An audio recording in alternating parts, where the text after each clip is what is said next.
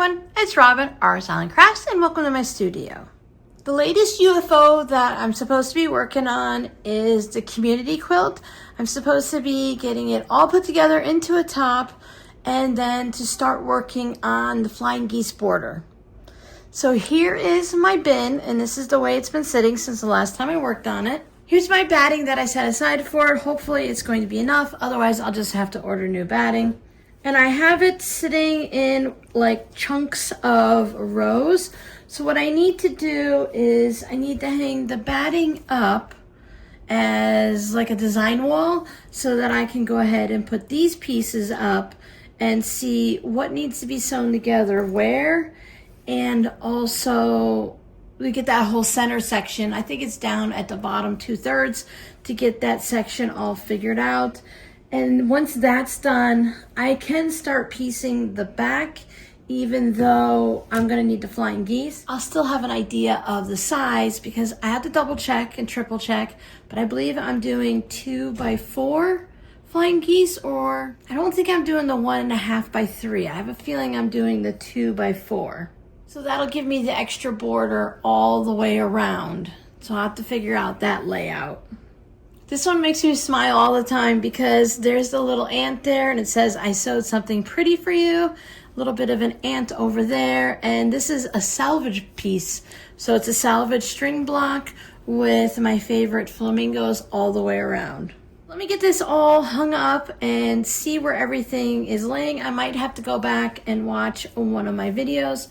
Oh, I think I decided I might be doing half square triangles instead of the flying geese, only because they'll be quicker to put through the sewing machine as like a leader or ender, or just as a, I've got 15 minutes to sew, let me go ahead and run these through the machine.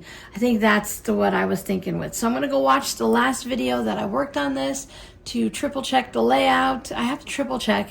Double's not enough for me because I can easily still make mistakes. So triple check the layout, see what I said about the half square triangle flying geese, because sewing two half square triangles together like that will give you the flying geese block. So it'll be the same, it'll just have a seam down the center, and for me, I don't feel like that's going to be an issue because it will be quilted and hanging up on the wall, and it's for me here in the studio and for you guys to see when I'm doing the Whip It Wednesday videos. Here's where I'm at. I've gone ahead and sewn all of the bottom of the quilt together. I found a few extra blocks. I really love this guy up here at the top holding the cat with the little flying geese that I added on the side. I love the colors, the little flying geese. I don't know how he didn't get added into the main part of the quilt, so I'm putting an extra row on. And I think by adding that extra row, I'm going to end up losing the opportunity to put flying geese on the top and the bottom. And I think I also made it wide to the point that I can add scrappy half square triangles around the left and right hand side, but I think that's going to be it, which is perfectly fine. I think it's going to look great with or without a border, but this is the space right here that I'm working with. So it needs to be above our little light switches there, and there's a shelf up at the top, so it can't go as high as the ceiling, which works out because it's a diagonal ceiling that, you know, goes to a weird slanted point type thing anyway. Now, if I do end up making it too big, it could always go on this wall here, but I wanted it on the wall where the light switch is, one, because it's a giant blank wall, and two, because that's the wall you see a lot in my Whip It Wednesday video, so that way you'd be able to see the community quilt at least once a week. Now, I do have these blocks left over. These are the blocks where someone sent multiple blocks, and I said if you send multiple blocks, or if I have too many blocks, anything extra will go on the back of the quilt. So these are going to get incorporated into the back of the quilt, and I have all of these fabrics that were sent with the blocks for me to use to do anything I needed to add spaces in between the blocks, to make half square triangles or flying geese or borders, or to piece together for the back of the quilt. Or of course I can just use them for fun.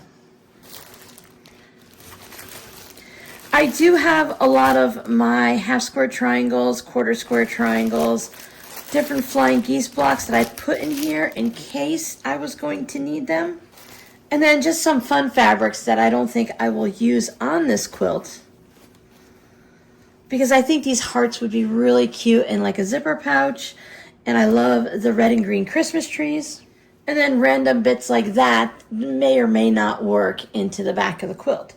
But some things can also be used in the binding, because that's going to be a reality when it's done being quilted. I had to double check sizes once the whole quilt top is done and figure out the wall size again. I think I need something that's 50 by 55. And I think I have 5 inches room total on the width, so 2.5 inches on either side would work out really well. So that's where I'm at now. Now, if you really look at the quilt, you'll see random places that I just put some fabric in.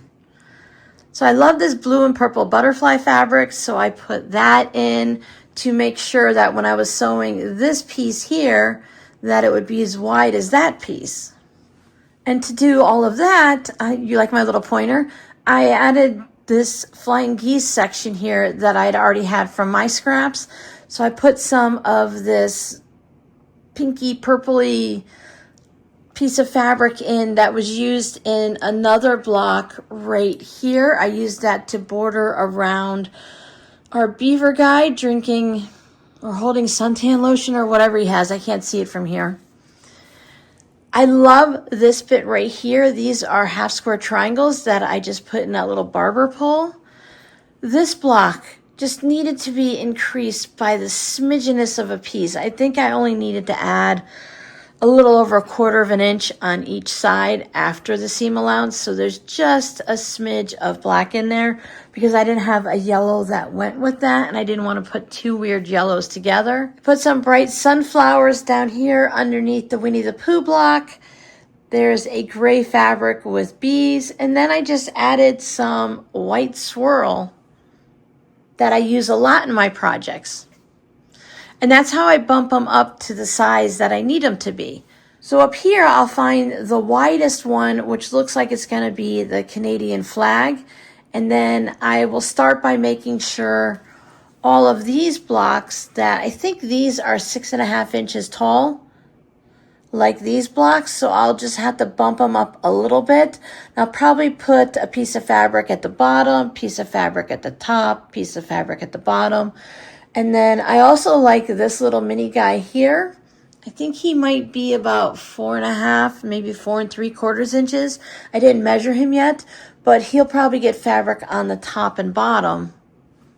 And then once they're all the same height, now this one right here with the flying geese, I can trim off the yellow at the top or bottom to bring it down to the necessary size. It looks like it might just be 1/2 inch or more too tall. Then once everyone's the same size, then I need to see what the width of the whole entire quilt top is, and then I can add fabrics in between. As I'm looking at it, you can see new things every time. It's been a while since I did some of these pieces. So the beaver here, I made him to look like a Polaroid block, and I did the same thing here that I did there with the half square triangles. So I might do something similar up at the top, but there's only so much space that's there. And I do have half square triangles and flying geese, so I might want to just stick with that theme. Now, I don't need to put space in between each block. I can just add something at the end, or maybe I might want to add something in between here and separate those blocks, because it doesn't look like I'm going to need to stretch it very much. It should be less than a 6.5 inch block, which is why I'm not bringing one of the extra ones for the back of the quilt to put there, because it wouldn't be a full block that's needed.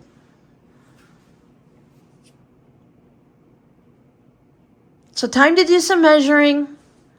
Make sure everyone is as tall as this block.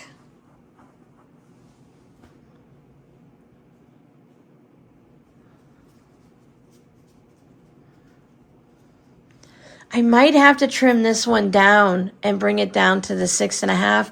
I need to see, again, what the full length is here to make sure that whatever the size of this block is, that I have enough space to hang it on the wall. It can come down a little bit on the light switches, but I use the light switches every day, so I need to make sure I have access to them. And I don't like to cover up light switches or outlets and stuff like that. Okay, I added the top row in. The first 4 blocks are a little bit lighter than the rest, but I think it's going to be okay. Except I've run into a little bit of a problem. The quilt is 50.5 inches wide, and the wall is 55 inches wide. So that should allow me to put a 2.5 inch half square triangle down the left side and the right side for that scrappy border that I'd like. I really love the look of these narrow flying geese, and I could also do like the barber pole here down the side. That would be fun, but it wouldn't be the same fabrics. It would be scrappy. The problem comes because I should never have put that last row on. And I wanted to put the last row on because I wanted to put those final blocks that people only sent one of and put them on the front, plus my favorite block right there. So this quilt measures in length 59.5 inches. The wall from the top to the light switch measures 54.5 inches. That puts me 5 inches too long. I don't mind taking the top row off and putting it on the back of the quilt. I love having blocks go across the center-ish of the back of the quilt. That's what I'm leaning towards, so I'm torn. Now, we won't be in this house forever, and I could just hang it somewhere else and put other things up on the blank wall right there. I'm gonna have to think on it for a while. No matter what I do, I know I want to put the half square triangles down the left and the right and just have some scrappiness there. I like how the bottom 2 rows are the 6.5 inch squares, and this row, which would have been the top 2, those were also 6.5 inch squares. So it kind of borders off the puzzle bits in the center. I really feel like I'm gonna have to take that top row off. I think I have 1 or 2 more community blocks that are going to be showing up soon. And everyone knows that if the front of the quilt is done, that their blocks will go on the back and they'll be part of the quilt, but they won't be in the front. So I'm leaning towards probably taking that top row off and adding it to the back, just to keep the 2 rows of 6.5 inch squares and the 2 rows, and it'll allow it to go over that light switch.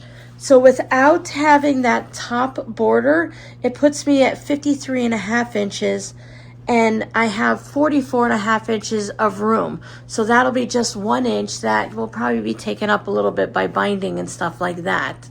I want to thank everyone who has sent in blocks for the community quilt and for those that sent in extra.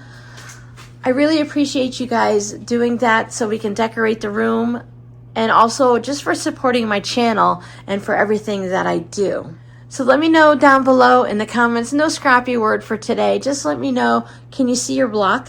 If you'd like to send one, I'd say you have about 4 to 6 weeks, give or take, maybe less. Once the quilt top is done with all of the half square triangles going down both sides, I really want to get this moving forward before I even worry about any of the other quilt tops that I have going on.